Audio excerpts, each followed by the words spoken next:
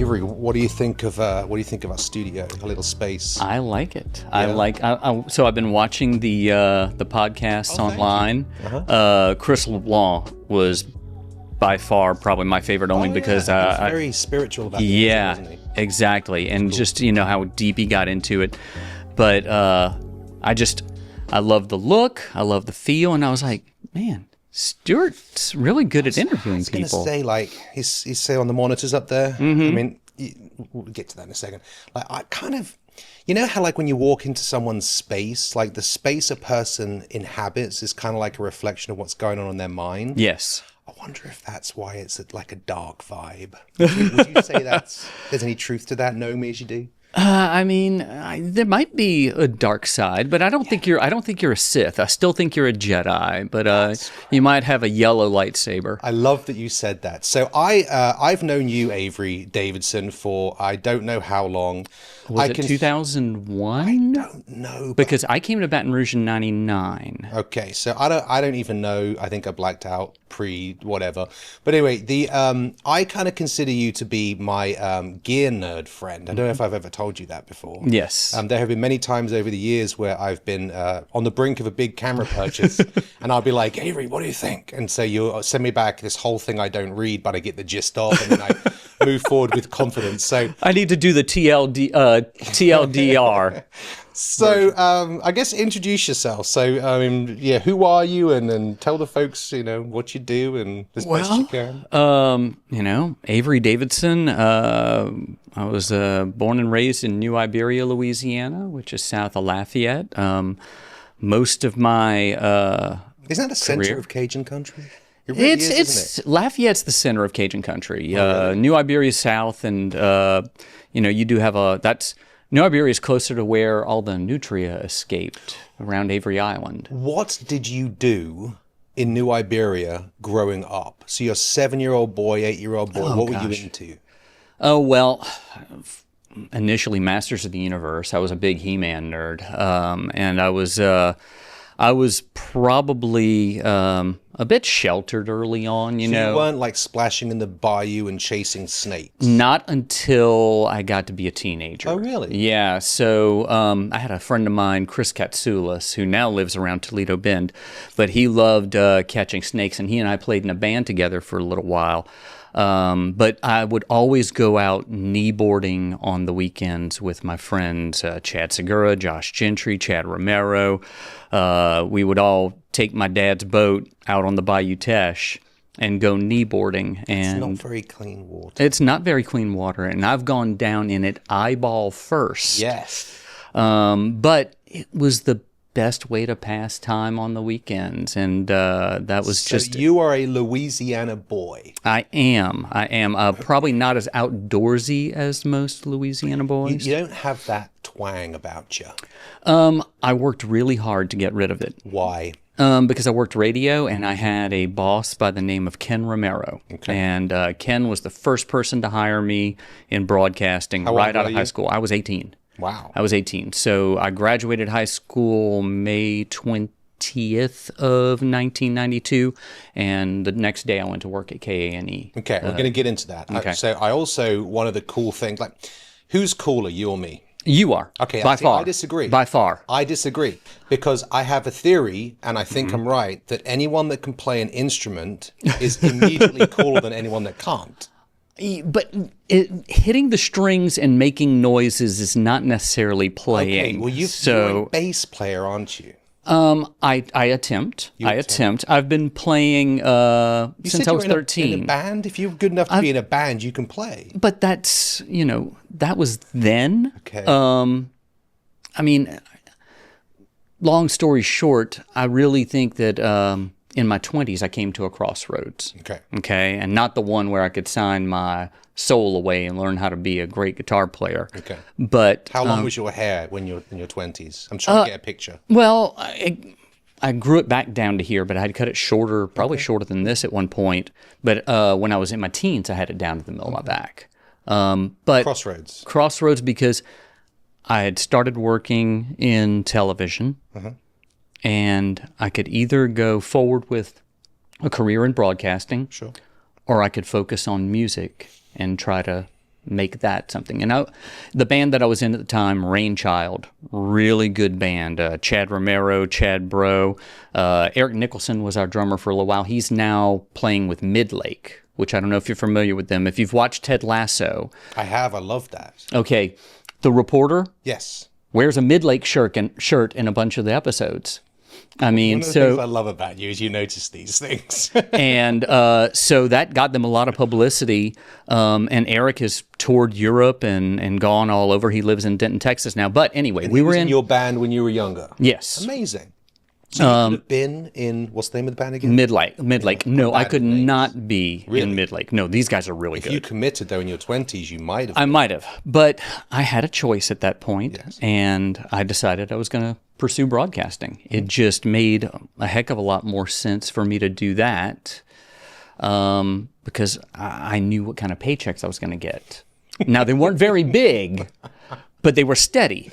Sure. I mean, here I am, 51 years old now, and I've yet to truly make money in music. I mean, I've spent more on my instruments and gear over all that time than I've ever made. Also, in defense of that decision, because who knows whether it was the right or the wrong one, but to actually get a position in broadcast media has notoriously been kind of challenging. And so you've got yourself there.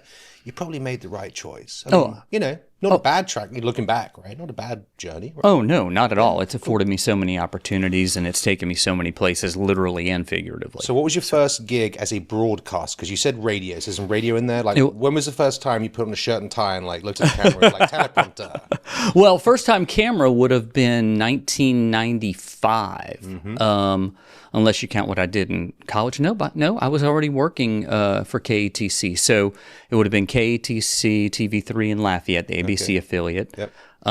Started out at home. Yeah, and so 1995, but I'd already worked 3.5 years in radio before that. And then I started off as the morning show producer, which is busy. Probably one of the worst places to be if you're still in college, because I would get there, I was supposed to get there around 3 a.m. It was usually 3:30. Yeah. Deborah Terbiel-Pooler would always be like, she would have most of the news already written by the time I got there. But I would be there through noon and then still have to go to class. And at the time, I was still in a gigging band. So I'd have practice in the evenings. And I was trying to have some kind of love life, and that didn't really work then. See so that crossroads came up on you pretty fast. Yeah, it really did. So you're working at KATC in Lafayette as a broadcaster, and I met you when you were in Baton Rouge at the main station here in Baton Rouge. Right, at WAFB. So was that like a clean jump from Lafayette to Baton Rouge? It was. So the way that came about, circa 1999... it's an interesting story. It's kind of interesting. Kind of? I mean... you submitted a resume and they accepted it. It's not an interesting story. No. Okay, good. True story. I've yet to get a job off of a resume or resume tape. Ooh, I think there's a life lesson for the youngsters out there. Every job I've gotten either has been the first one at KANE where I bugged the hell out of Ken Romero and Francine Garzotto, who was a friend of... I wanna. Yeah, one of my friend's mothers. She bugged the heck out of him too until he finally hired me. Okay. Every job I've gotten, and then I pursued the one at KATC because I had a friend of mine who worked there, and I pestered John Corbel, the news director there, until he brought me in. And after he did the interview with me, he said, "Okay, can you start Monday?" And I was like, "Okay." And but everything since then, it's been someone's approached me about a job. Okay. But I get to WAFB, there was a barge explosion over at Lake Henderson. Okay. I went out there and was with this guy, Dale, who was my videographer, and we went in the live truck. And for lack of a better way to put it, Dale was probably higher than 5 kites at the time. I don't know what he smoked. I don't know what he wandered off and took. But he was pretty much out of commission when it came to trying to get that live shot up. Okay. So I was like, Dale, just go inside. And I set the live truck up myself. I set the camera up on myself. and I did the live shot at 5 and at 6 myself. You demonstrated an excess of competence, and somebody noticed. Meg Casper Sundstrom Holy crap, was covering it for WAFB. Yeah. Saw that I did that and went to her boss, Vicki Zimmerman, and said, you need to hire this guy. And at the same time, Cheryl Michelet, who is, she is I now... don't know Casper. But... Yeah. Cheryl's now the communications person for the American Sugarcane League, but she's worked for Breck. She was the executive producer at WAFB at the time, and she and I had been trading stories on weekends. Okay. So I'd send some of my packages to her, and so she went to Vicki independently and said, you need to hire this guy. Well, that's cool. So you get a call out of the blue, and you were like, yes, I'll have some of that. Yes, I'll take the raise from $21,500 a year to $27,000 a year. A raise is a raise. A raise is a raise.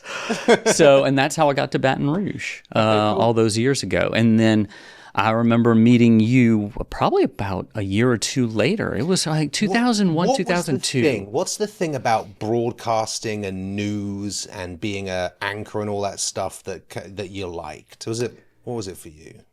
Constantly learning and constantly teaching. Okay. So before any of the broadcast stuff came up, my plan was to go to college to be an English teacher. Okay. That makes sense. My junior year English teacher, Toby Daspit, had really inspired me. I mean, I wanted to teach. And then I got the job at KANE, and they had me cover city council meetings and school board meetings, and I got bitten by the news bug. And then I thought, well, it's like, teachers don't make jack, you know? I don't want to be poor all my life. I could have done music and been poor. Sure. Little did I know that a starting broadcaster makes less than a starting teacher. But that's what got me going down that road. And Okay. I love that aspect of kind of being in the know of everything. Yeah. You're not You're certainly necessarily in the thick of it. Whatever's going on in the community, you know about as a broadcaster. Exactly. And having that chance to not only learn about it, but in the same day teach it Okay. on the air. Yeah, I've never been one to. I don't like being in front of a camera. So it's. But you did it well. But you do it well. I mean, because you're genuine, you're yeah, now, natural. aren't I? Yes, you are. Sorry, yes. I just realized I was kind of whatever. I prefer being behind the camera. So AFB, your career progressed. You went from there. Did you go from there to where you are now? I went to Louisiana Farm Bureau from there. Mike Dana first approached me in January of 2004. Yeah. To go to work at Louisiana Farm Bureau. And I still had my big anchor dreams. I had just come back from covering stories in Baghdad. So I was like, no, I'm not that interested. And then a couple years later, he came back again and offered me the job again. And I was like, no, I'm not ready. And then in 2008, he made me an offer I couldn't refuse. So I need to stop you there because obviously I'm not born American. I am American though. I feel very American. And I know enough about like farm bureaus and stuff. There's one in every state, right? And the influence presence of each farm bureau varies state to state. So when a person that doesn't know what I'm about to tell you, they need to understand that Farm Bureau here in Louisiana is Farm Bureau. Well, it's not. I will say it's not the organization; it's the members. And so it's a great organization, but it's very influential, and like I wonder sometimes if you have better production facilities than some of the local news stations. The studio you have inside that facility you have here in Baton Rouge is just beautiful, and I know you had a large hand in building that out when you moved and stuff. But yeah, so to go from broadcast news to Farm Bureau in Louisiana, believe me, the broadcast muscle inside Farm Bureau is robust. Yeah, I want people to understand that. And that was my first job. I was hired was as the executive producer of This Week in Louisiana Agriculture. Bill Sherman had held that position before. Kevin Wagner, I don't know if you know Kevin. He used to work for LSU in the sports department. He was the guy who worked between ESPN and Tiger Stadium. So he made sure all the facilities there. Remember everybody's names? Has that like always been a thing you could do? No, I'm horrible at it most of the time, Stuart. You were like first and last names for everybody you've mentioned since you came in here. That's impressive. It's because it's all part of the history. I mean, I couldn't do what I do if it wouldn't be for all these people who came before me. Okay. So Kevin, David Langley, Bill Sherman all laid the way, the path for This Week in Louisiana Agriculture to be the show that it is today. So my first job was as the executive producer of that TV show, and it started up September 24th of 1981, and it's been on the air ever since. How do you describe TWILA for those that don't know? What's the show? What's the format? What's it about? Who's it for? So This Week in Louisiana Agriculture is the only TV show bringing Louisiana farmers and consumers together every week. We say that every time, and that is exactly what our mission is. Early on, that wasn't the mission. Early on, it was a show for farmers, about farmers, because commodity prices and trends in the market, you couldn't get that information anywhere. Regular TV news was not covering that. So they needed a place to do it, and they wanted it to look like a regular news broadcast. And that's where really the idea came from to do TWILA. But over the years, your smartphone right there can pull up commodity prices for anything. You can find out what the latest reports from StoneX and all these other commodity trading companies are. So I can't compete with that with a weekly television show. But what I can do is inform consumers about where their food comes from, inform consumers about why agriculture matters in their daily life, why when farms fail, rural economies fail. Yes. So it's not just the importance of, I need to have something to eat. It's the importance of, the bank doesn't survive without the farms there paying back the loans. So that's your mission. That's how you pivoted. Yeah, that makes a lot of sense. We really made that a strong pivot in probably about 2010 is when that change really came about.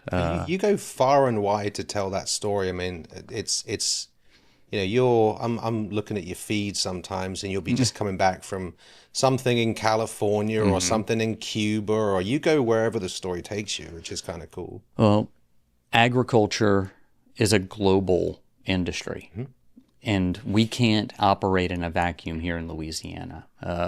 Trade is important. 60% of all grain that is exported from the United States goes down the Mississippi River, which means it leaves out of New Orleans. That big grain elevator, Louis Dreyfus, that you see every time you cross the bridge there, that is an international export facility. Those are Panamax plus ships that they are loading in and out of there.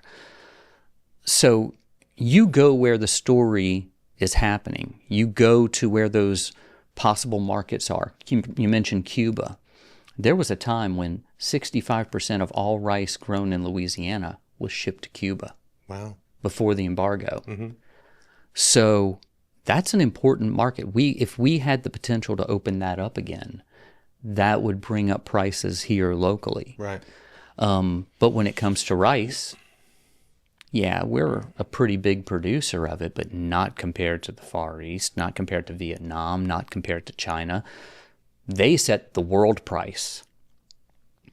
So that affects the local price as well. So if there's an abundance over there, brings down the price that you make here.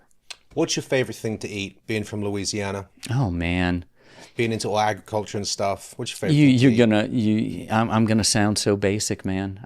Pizza. Really? I'm a pizza guy. Yeah. You got your kids, right? You must eat that a lot, so. That and... Is it at least fancy pizza? Well, I do like fancy pizza. I mean, so I'm going to date myself again. I used to love D'Angelo's Pizza here in Baton Rouge. Do you remember D'Angelo's? They used to be where La Conti is.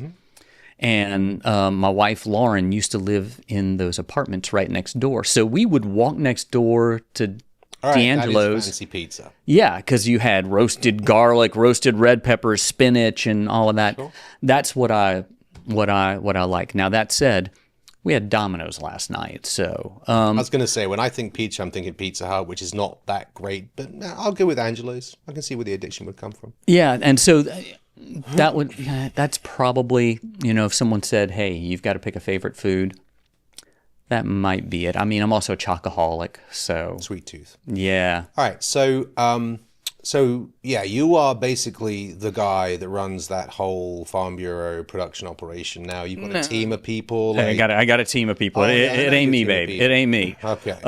It's Carl Wiggers, Josh Meeks, Neil Melanson, Kristen Small Oaks White, Allie Shipley.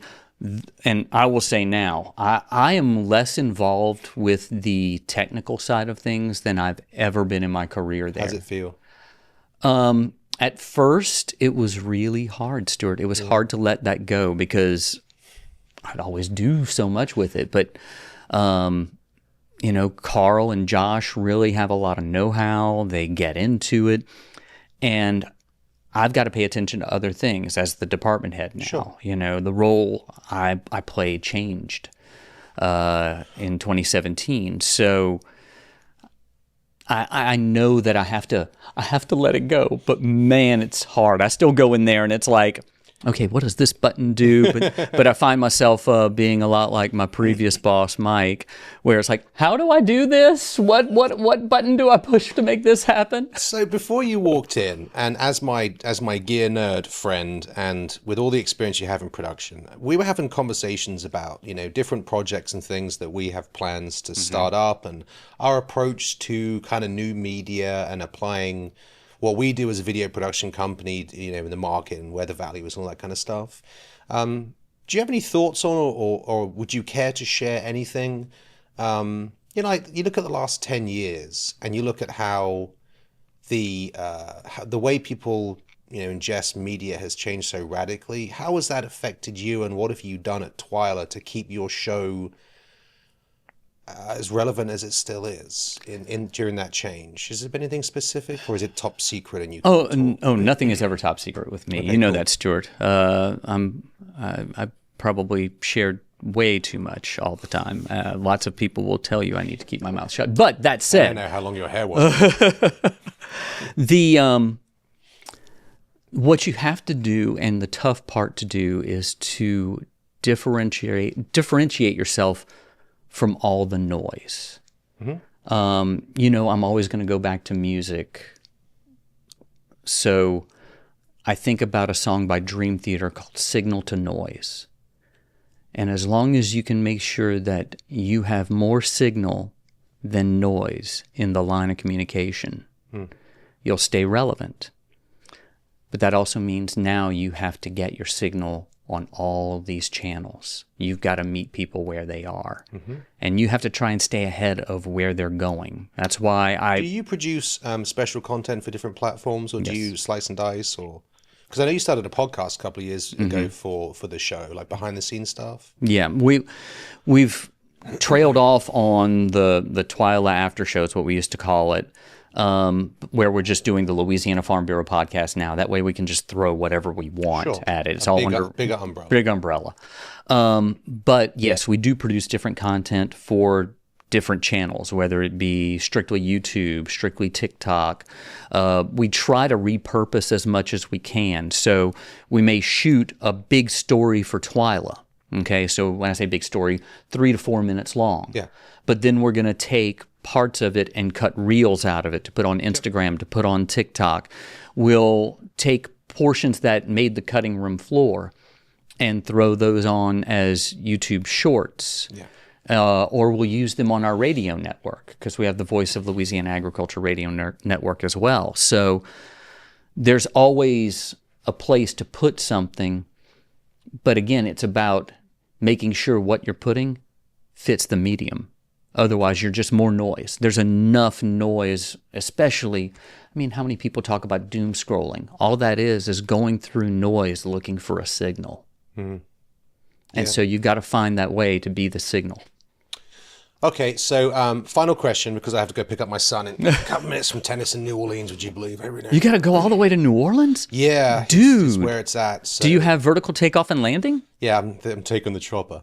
No, so I had a meeting the other about a week or two ago, some guy, he's working in, you know, an entry-level job in news media, and he's looking to get out of it and stuff. And I don't know. I mean, I'm 46 now, 47, something like that. And I know you're almost 60. So as my elder with more experience, I didn't know 51 was almost 60, but man, you cut me deep. What advice would you give to somebody that is maybe wanting to get into, you know, like a career in broadcast or a career in, you know, like what you did? I mean, obviously it wouldn't be the same now, but you still have the stations and you still have all of that.